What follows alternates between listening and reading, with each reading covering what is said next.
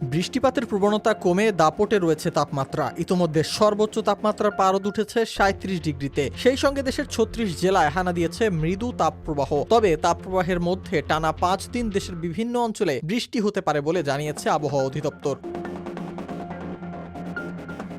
আবহাওয়াবিদরা জানিয়েছেন, বর্তমানে ফরিদপুর, মাদারীপুর, টাঙ্গাইল, চাঁদপুর, ফেনী ও পটুয়াখালী জেলা সহ রংপুর, রাজশাহী, ময়মনসিংহ ও খুলনা বিভাগের উপর দিয়ে মৃদু তাপপ্রবাহ বয়ে যাচ্ছে। তবে এই অবস্থার মধ্যেই চট্টগ্রাম ও সিলেট বিভাগের কিছু জায়গায়, ময়মনসিংহ ও ঢাকা, খুলনা, বরিশাল বিভাগের দু এক জায়গায় অস্থায়ীভাবে দমকা হাওয়া সহ হালকা থেকে মাঝারি ধরনের বৃষ্টি অথবা বজ্রসহ বৃষ্টি হতে পারে।